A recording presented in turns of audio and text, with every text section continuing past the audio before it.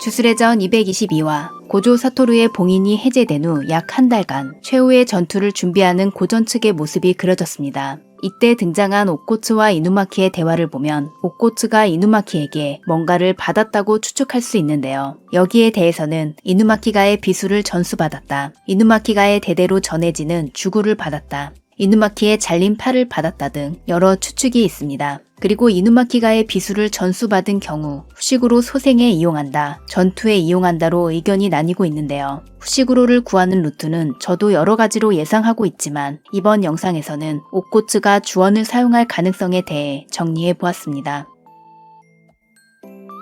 주원은 이누마키가의 상전 술식으로 주력을 담은 얼령을 날려 상대에게 행동을 강제합니다. 술식 유효 범위가 넓고 범용성이 매우 높으며 사용자의 레벨이 올라가면 올라갈수록 최강의 효과를 발휘하는 작중 톱 레벨의 술식입니다. 주술의전에는 사상 최강의 술사, 저주의 왕 료멘 스쿠나가 등장하지만 일본 역사에는 저주의 신으로 불리는 존재가 있는데요. 일본 열도를 낳고 산과 바다, 삼라만상의 신들을 낳았다고 전해지는 이자나미. 일본 신화와 고사기에 등장하는 이 여신은 여러 신비한 힘을 가지고 있지만 그녀가 사용한 최고의 저주는 바로 주원. 그래서 주원은 일본에서 가장 오래된 저주로 불립니다.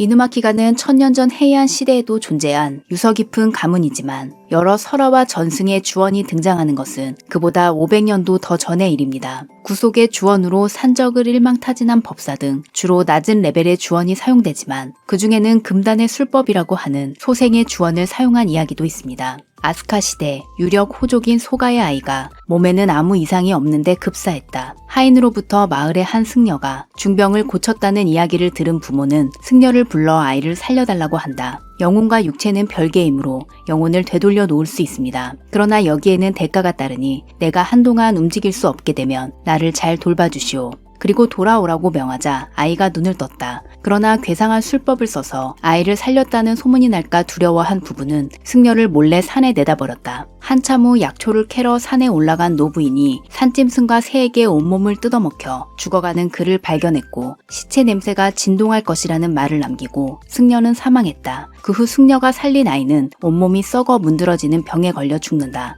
먼저 흥미로운 점은 영혼과 육체는 별개라는 부분인데요. 주술의전의 세계관에서도 영혼과 육체가 별개로 취급되는 일이 많지만 저는 이것을 읽으면서 현재의 몸은 멀쩡하지만 영혼만이 심연에 가라앉은 후시구로가 떠올랐습니다. 다음은 능력을 사용하는데 대가가 따른다고 한 점. 강한 얼령을 사용할수록 상대와의 실력차가 클수록 사용자의 몸에 큰 부담이 걸리는 것이 주원의 최대 단점으로 켄자크, 스쿠나 등의 실력자가 남은 최종장에서 이누마키가 활약할 수 없는 이유이기도 합니다. 또한 승려가 아이의 부부와 대화를 할 때는 고하다, 아이와 이야기할 때는 말하다라는 표현이 사용되는데 영혼을 되돌리는 부분에서만 돌아오라고 명하다 라는 표현이 사용됩니다. 이것이 강제성을 가진 얼령, 즉 주원이라는 것을 알 수 있습니다. 마지막으로 승려가 죽기 전에 말한 시체 냄새가 진동할 것이다는 말 그대로 저주를 걸었다고 볼 수 있겠죠. 금단의 술법이라고 하는 소생의 주원이 정말 가능할까? 이론적으로는 가능할 거라고 생각하는데요. 이유는 옥고츠가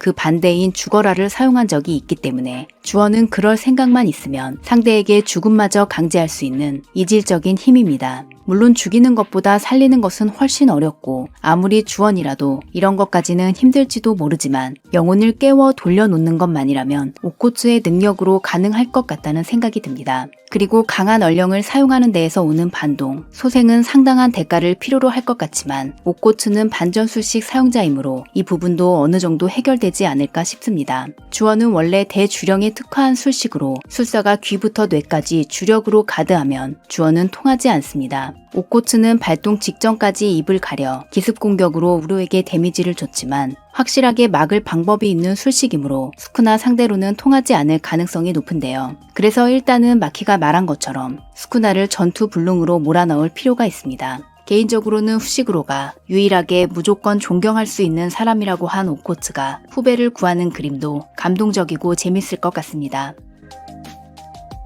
한편 후시구로가 사역하는 식신의 모델이 된 10종 신보, 영혼의 힘을 실어주고 영혼의 힘을 증대시키는 10종 신보에는 죽은 자를 살리는 영험함이 깃들어 있다고 전해집니다. 그리고 10종 신보와 함께 이 얼령을 영창하면 죽은 사람이 되살아난다고 하는데요. 히, 후, 미, 요, 이, 무, 나, 야, 코코노, 타리, 후르베, 유라유라토, 후르베. 1부터 10까지는 10종 심보를 나타내고 후르베는 심보를 흔드는 모습, 유라유라는 구슬이 울려 퍼지는 소리를 뜻합니다. 10종 영법술 최강의 식시 마허라를 소환하는 데에 소생의 얼령이 쓰인 것은 우연이 아니라 어쩌면 후식으로 부활의 복선일지도 모릅니다.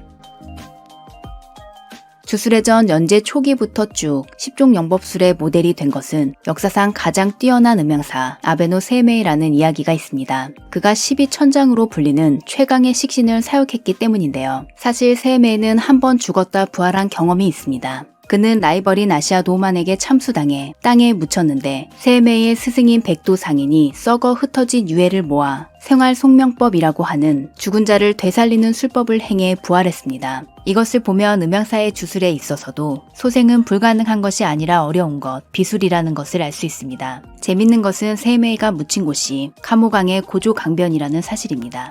그리고 세이메이는 명을 뒤바꾸는 기술을 가지고 있었는데요. 명계의 신들에게 공물을 바쳐 두 사람의 운명을 바꿔 쓰는 것으로 대신할 사람만 있으면 한쪽으로 병을 옮겨 다른 쪽을 낫게 하는 일도 있었습니다. 이 부분은 이타도리에서 후시구로로 옮겨간 스쿠나를 떠올리게 하네요. 여담으로 세이메이는 진짜와 똑같은 분신을 만드는 것도 가능해 그 레벨은 귀신도 속을 정도였다고 합니다. 그에 대해 알면 알수록 정말 얼마나 대단한 술사였는지 짐작할 수 있습니다.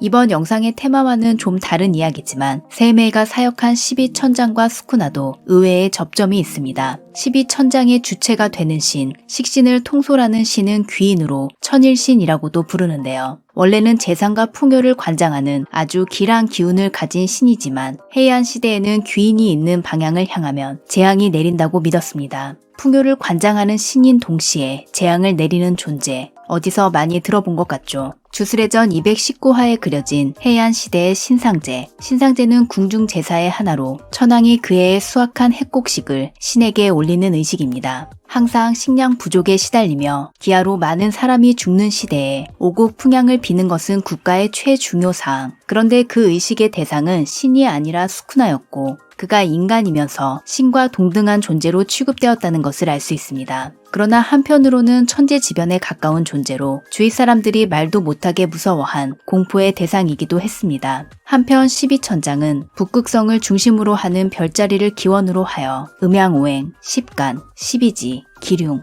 음양, 계절, 방각 등에 대응합니다. 그리고 귀인은 12지의 소와 대응하고 있는데요. 주술의 전의 소하면 스쿠나, 그의 생등 영역에 물소뼈가 산을 이루고 있는 것, 그의 이마에 있는 문양이 솥불 모양인 것 등 생각지도 못한 부분에서 연결점이 있었습니다. 그럼 저는 다음 영상으로 돌아오겠습니다. 구독과 알림 설정을 하시면 가장 빠르게 영상을 보실 수 있습니다. 시청해주셔서 감사합니다.